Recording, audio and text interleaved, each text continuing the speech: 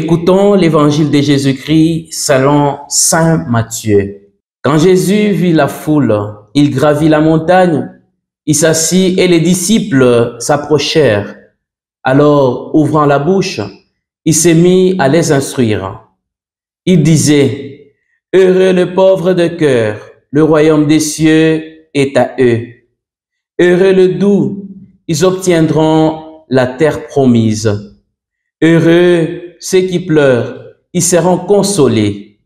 Heureux ceux qui ont faim et soif de la justice, ils seront rassasiés. Heureux le miséricordieux, ils obtiendront miséricorde. Heureux le cœur pur, ils verront Dieu.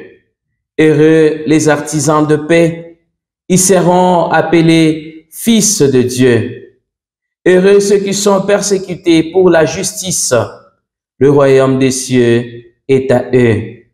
Heureux serez-vous si l'on vous insulte, si l'on vous persécute, et si l'on dit faussement toutes sortes de mal contre vous à cause de moi.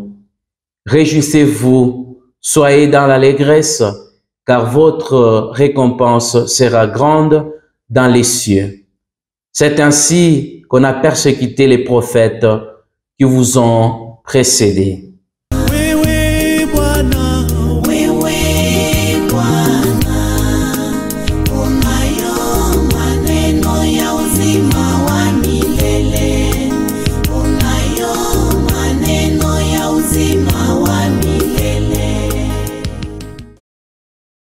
Voici de ceux qui cherchent ta face, Seigneur.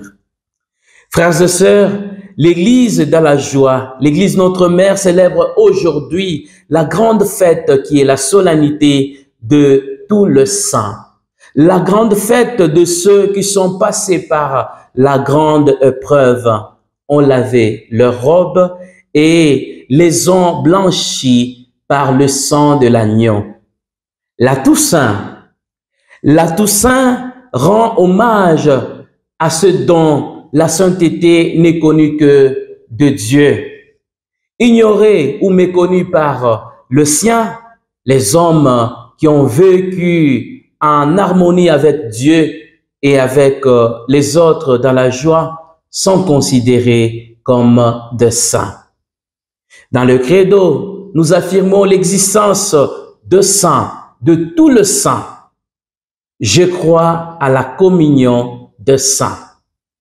Tous les saints qui, depuis la Vierge Marie, sont déjà passés à la vie éternelle et forment une unité des bienheureux. Les saints que nous connaissons, les saints apôtres, les saints martyrs, les hommes de bonne volonté, les saints confesseurs qui ont existé tout au long de l'histoire, les bienheureux qui ont eu le cœur pur et qui ont vu Dieu. Le catéchisme de l'Église catholique, numéro 2518, proclame « Bienheureux le cœur pur, car ils verront Dieu ». Le cœur pur désigne ceux qui ont à cœur, ceux qui ont accordé leur intelligence et leur volonté aux exigences de la sainteté de Dieu, principalement en 3 domaines. La charité, la chasteté, l'amour de la vérité et l'orthodoxie de la foi, qui est la réponse que l'homme donne à ce plan du salut de Dieu.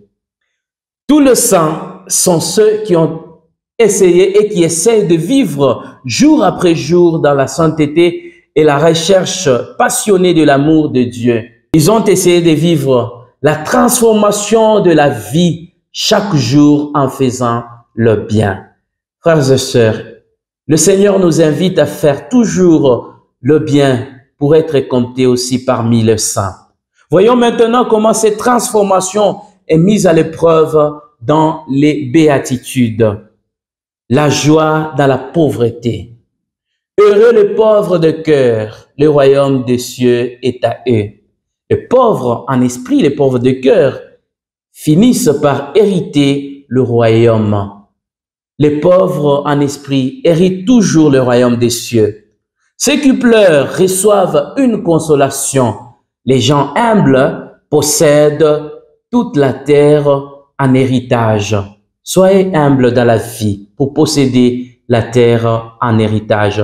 Et ceux qui pratiquent la miséricorde verront le pardon régner dans leur vie. Les gens au cœur pur verront le Seigneur. La pureté du cœur est une condition nécessaire pour voir Dieu, pour voir le royaume des cieux, pour vivre avec lui dans l'unité et dans la joie là au ciel. Qui peut gravir la montagne du Seigneur et se tenir dans les lieux saints?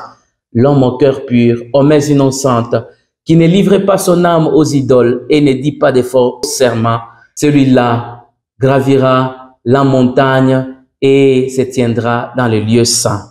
Les personnes aussi qui ouvrent pour la paix seront reçues comme filles et fils de Dieu.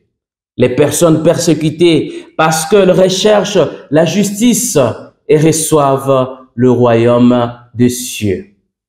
Et aussi ceux qui doivent endurer la persécution pour leur foi reçoivent une récompense à la fin du chemin de la foi et des vies. La logique de Dieu est différente de la logique des hommes. Ceux qui font le bien reçoivent le royaume des cieux. Tandis que les hommes sur terre, de par leur mérite, reçoivent une récompense.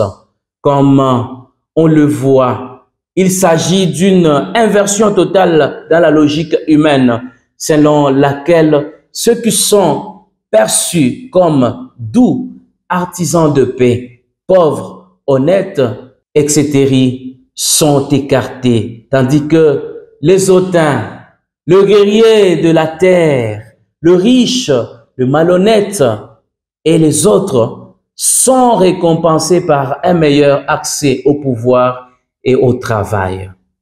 Frères et sœurs, soyons les artisans de la paix, les artisans de paix, d'amour entre nous pour pouvoir hériter un jour le royaume des dieux et compter parmi les saints.